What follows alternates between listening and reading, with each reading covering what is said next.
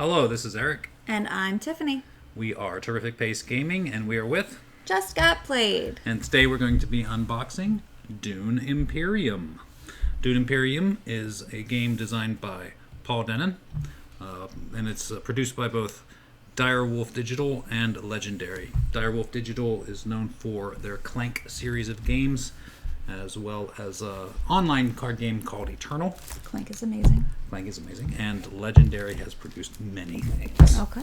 Let's find out where our statistics are. No, here we go. They're not statistics, but they do recommend that you have 1 to 4 players. It's going to take you about an hour to 2, ages 14 and up, and there is a Watch It Played video for it. Interesting. So that's okay. cool. As you can see, obviously by the title and what's going on here and all the art, this is a game based on the Dune universe by Frank Herbert.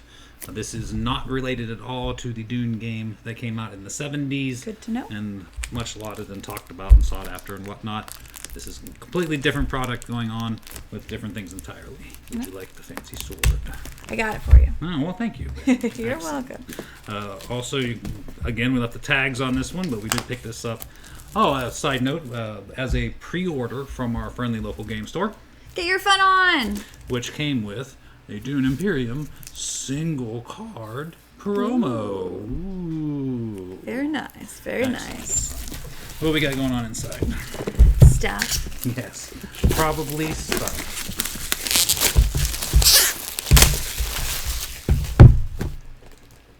Do the obligatory drop. Got it. Oh my gosh. That's a tight fit. Yeah, it is. That's snug. There we go. Ooh, fancy sand. I like this. Yeah. Yes, nice. I'm assuming these are the instructions, not just a fancy art book. And then a brief description of what's going on in the Dune universe. As you can see, it's the same size as the box. Pretty standard. Glossy material here. It is fairly longish. We've got about 16 pages, but as you can see, there is a lot of art going on. Well, at least in the beginning part. The rest of this is not what I would call large print by any means, and there is a bit going on as far as it goes. It's not large, but it's pretty clear. It is clearly printed, I agree. Looks like it's well organized. Direwolf has had a lot of practice with their Clank games, which are, again, phenomenal. Phenomenal games. And then we have the solo and 2-player game. Very nice, yes. I don't play solo anymore, but I used to, so I appreciate when a game has solo variant. And this looks like a handy reference to help out with some of the spaces on the board and what they do. Excellent. And we have a little bit of a punch board, not much going on. Would you like? Okay. We got some spacers in here. Nice attention to detail, yeah. Yes.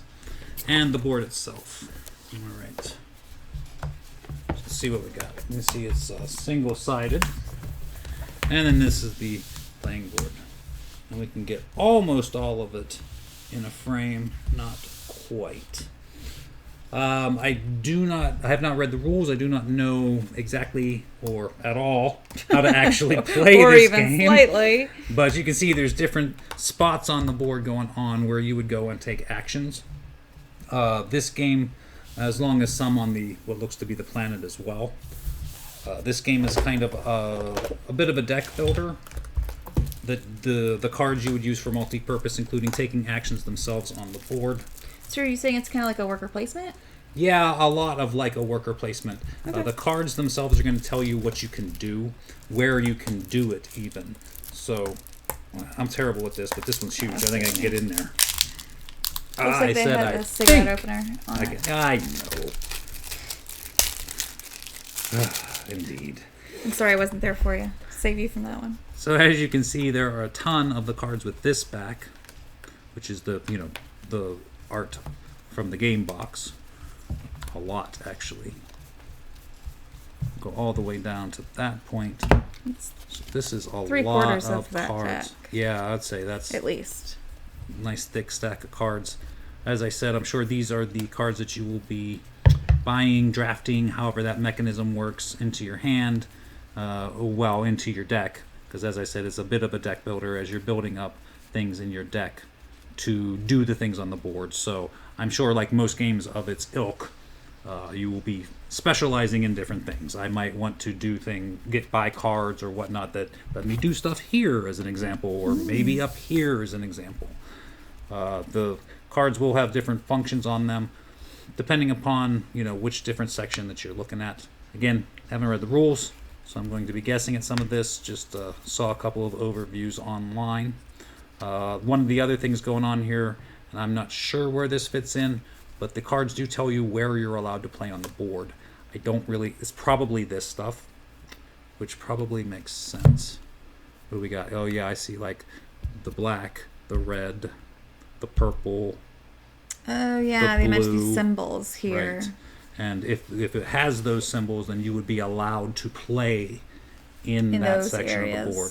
So perhaps this card as an example, you would be allowed to play in a lot of different areas, and I would even go so far as to say, like, this one matches this one. Yes, yeah. So all areas. You would be able to play in all kinds of different areas, except green. But the card itself might not be very powerful for other things, whereas something that only has one little area that you're allowed to play in, this might be a really powerful action on it. So I'm sure it balances out in that way. But as you can see, like I said, there are a ton of different cards and stuff going on so that you can build up your deck and therefore your hand the way that you like to specialize in what you're doing in this particular game. What else you got? I punched the board. There were just these player color markers, some banner looking things, and a score marker. I'm assuming because it says plus 20 for more than 20. Those same symbols that we saw here on the board, there are these circle cutouts that match some of them, the ones that are on the left-hand side. Oh, okay. So, I mean, that's probably for a reason. Yeah, I'm just guessing here, but I'd say probably your base game is you match the colors up. Mm-hmm. And then later on, maybe you just shuffle them up and however they come out. And that would be what? For designating where you can go? Yeah, where you could play. Right, exactly. You would probably follow this color? Right. Not this color, but this color. Gotcha. Although it does have the symbol in it as well, so again, I'm just guessing because... Yeah, we don't know. Why wouldn't they just print it on there? All these cards say House Hagal on them. I'm not really sure what's going on with these, though they do look different than these, which are like... they seem almost in-gamey, or scoring maybe. Oh, but hold on, look. There's 1 player, 2 player. That's true. Maybe there's specific sets for different player counts or whatever. Yeah, I don't know. Yeah, I don't know either. It's just more cards to do different things with. Cool, do more stuff. Excellent, okay. House Huggle, Stuff and things. Incidentally, our promo card is just one of these regular cards. One of the apparently 120 cards in here, yes, so that may or may not ever even come out in your game for all I know. Here we got a tiny pack of cards. All right. And meanwhile, I also have over here, these seem to be player aids and probably who you are as well. So you have a House Atreides, and we have Duke Leto Atreides and Paul Atreides, and we have House Harkonnen, which would be Baron Vladimir Harkonnen. I have some of those for him. Nice. Okay. So I'm sure that these are all very asymmetrical in that these would have your player powers, probably some different things going on to help you maneuver different ways during the game. As I said, this does correlate to the Dune universe, but unlike the other Dune game, it's not like you're necessarily playing one of these houses. You are more playing one of these people that is trying to gain influence and rule the world, because it's all about, and I guess technically the universe, because it's all about the spice. And in the Dune world, spice is the only world in the whole galaxy or universe or whatever we can find spice that basically does everything, like powers the ships and maybe gives you precognition abilities and things like that. So and flavors your food. And yes, flavors your food if you are that rich. Aside from that, also getting down to the nitty gritty in here, I pulled out these, which look to be player colors. And then we have one extra bag. Oh, how nice. It's a bag of itself, not a bag of bags. Right, indeed. insert's fairly standard. It's well made though, so I don't see any Sturdy. problems with it. Yeah, it's very nice and sturdy. That's about it for what's in there. What do you have? The cards that I opened up, there are 3 types of conflict cards, level 1, 2, and 3. That most of the cards are in 2. And then there were also there was a healthy stack of intrigue cards. So this is the bulk of those cards were intrigue cards there. So Interesting. And we have some it is water. intriguing. And then, what do you think? These are it's hard to say. Gray, a whole lot of gray. Resources. Yeah, these look Of like some player type. colors for sure. Yeah. Match those. Yeah, and then these and these. So now Yep. we have Oh, and then those. like sets of player colors and stuff, markers and whatnot. And then I agree. These are some kind of other just general markers. Ooh, sorry, and whatever else. So just as a side note to all of this, I don't know if you've ever played a game called Arctic Scavengers, which is a fairly old game. It was just a deck builder.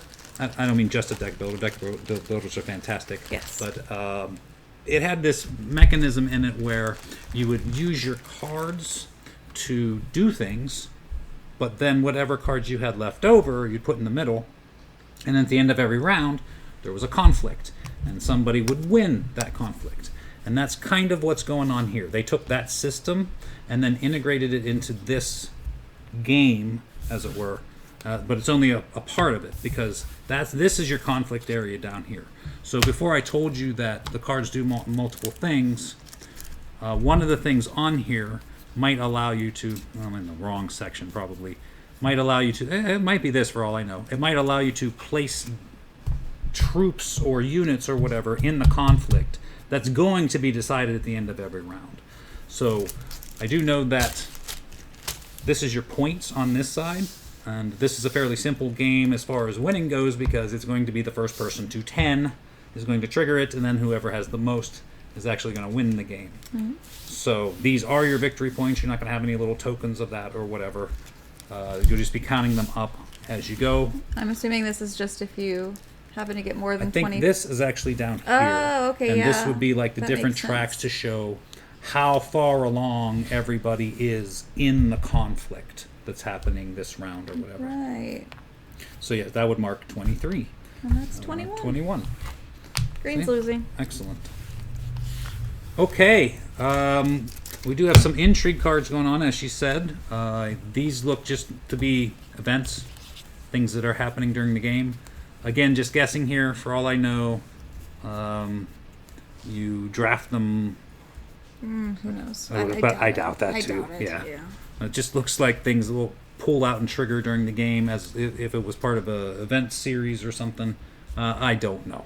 But at this point, we've pretty much exhausted everything that I do know and everything that was in the box. We're in pure speculation territory at this point. Stay tuned if you want to hear us guess about random things. So on that That note, ought to be entertaining. thank you for joining us. And we'll see you next time. Yes, we'll see you next time.